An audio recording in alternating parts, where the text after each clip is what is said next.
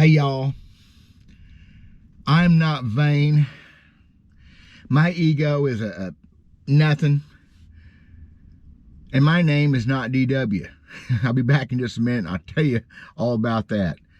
Need to be efficient.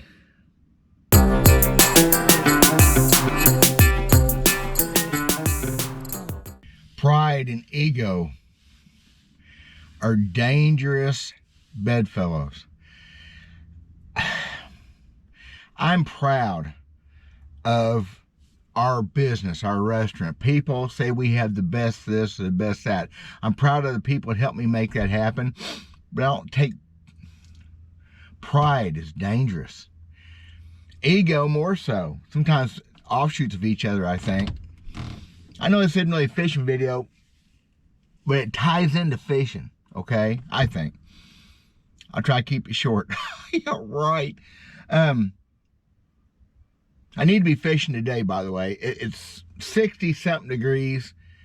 The wind's blowing, but that's good for me for fishing. It's blowing pretty hard, actually. I woke up this morning. Boat's sitting here. All I got to do is hook back up to it and go. I've got some aches and pain. I have some issues. Had knee, it's been bad since November. I'm going to have to call a doctor. Man, I hate, y'all know. So I didn't go fishing. I'm trying to talk myself in. I go to a pond. It's 3/4 mile right there. It's got 8-pounders in it. Y'all probably don't want to see that, pond fishing. Not too proud to go though. Ego and bass fishing just seems to go hand in hand, The big old pretty sparkly boats and big old tow vehicles. I remember 1987, I got my first sponsorship when I qualified for the BSS Central Division Championship, Chopfly Basin. My first time to go, well, only time I've been down there. And I got sponsorship. I got a boat, and I got some money. Got money from several different businesses, but a marine dealership sponsored me in a boat. I was working there, at that time, mostly rigging boats. I sold a few, but mostly rigging boats, which was a great way to get started in this business. And pulling down the road, got VJ's Marine on the side of that boat. Yeah, probably a little bit proud. I qualified to go to start with. I think I finished like 80th place, and I did not even lead the Missouri team. So, oh boy, ego gets you in trouble. I was proud of that. Every time I ever did really well at anything, bass fishing, shooting, whatever, something always squashed me the next day. I had a tournament once on Truman Lake. I keep talking about Truman Lake, Ozarks. That's where I live. We won that tournament that first day. We had 7 fish for 33 pounds. And the next day, 0. Exact same conditions, exact same wind, exact same skies. We couldn't catch a fish, not even a 50. I mean, yeah, wow, all puffed up chest, instant deflation by 10 o'clock that morning. And probably I panicked looking back, and that's ego thing makes you panic too. I am not an egomaniac. I'm confident, but not cocky. There's two differences between confidence and I'm very confident in my fishing abilities. Not where I was 30 years ago, obviously, because I'm struggling with this stuff, but I'm still confident that I know what I'm doing, how it's working. I most definitely ain't vain, which brings me to the DW Verts thing, okay? We need to get this established right now, how this works and why it's DW Verts, because it's a little vain. So what happened is this. There's a name in a nomenclature. There's a way that words work together. You think I'd remember that, what it's called. I have a first and last name. It's both one syllable. Dale, well, by law, it's one. Dale Verts. They do not roll together well. Very rarely do two names or one syllable. Not for me, Rick Cluns. Something about the hard consonant sound at the end, the hard consonant sound start, whatever. The way words flow.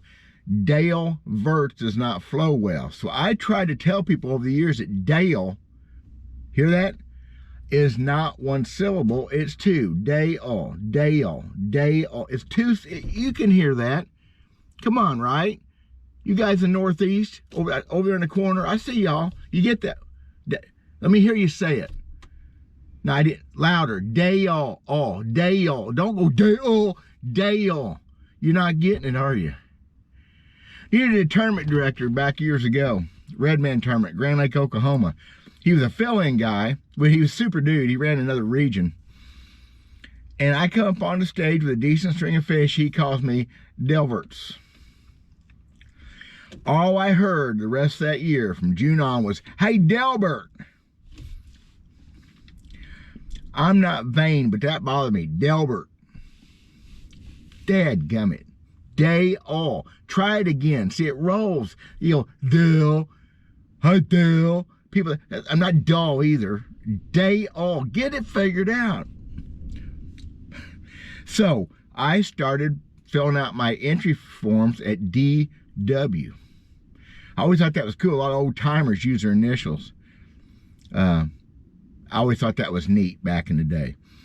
So DW obviously takes effort to say. You can't go DW. It's DW Verts. That started so back in 99, 98, whatever. Towards the end of my career, but I still started doing that. So when I come back to fishing a few years ago, 2017, I built my YouTube channel. It's still there. I've been starting to use it finally. My YouTube.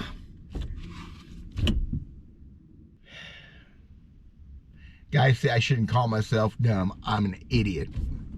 My Facebook channel is DW Verts Fishing LLC. I thought possibly I would make a big, huge comeback in tournament fishing, get rich, and have to have it right off all my good, whatever. If I do start selling baits, which is starting to happen, kind of, I go by DW Verts Fishing LLC on that Facebook, not this YouTube. So, have I lost everybody yet? That's the most vain thing I can think I've ever done, especially involving fishing. That's why it's, but, so you go to a weigh-in at a tournament, and they say, here comes DW Verts, got a nice limit, or got a zero, whatever. And they go, as I come on stage, a guy would go, "Hey Dale, how'd it go for you today?" That's the way it's supposed to work. I don't weigh enough fish now, and got anybody trained to do that. So it did work kind of that way. So that is why it's DW Verts. And that's all I got. I hate ego. I hate people with ego. I hate vain people. I had a guy I used to fish with years ago. He was my best buddy for years till he got really ignorant. He was stupid. And he'd comb his hair on the water, like Rowan Martin, Scott Martin, pretty hair. He'd work his hair over. Tried to wear a cowboy hat fishing. Back today, if he didn't lose a hat, it broke his neck. Yeah, he wanted to be Ray Scott. Purdy. I remember, now back in the day, all us old guys talk about back in the day, I was sponsored. I had great sponsors. And back in those days, you wore a bragging vest. That's the way you displayed your stuff. They didn't have these cool shirts they have now. The bragging vest had embroidery and patches on it. I still have one of them, I think. And I would not wear it during a tournament unless a camera boat was on me. It's a sponsor consideration thing. But I'd put it on at the end of the day, come to weigh-in. I've been known to change a shirt. It's a hot day t-shirt. I've been known to put a long sleeve shirt on over that. If I wasn't wearing one already, I wore a button-down white almost dress shirt fishing before because they're cool. I mean, cool, not cool, but cool.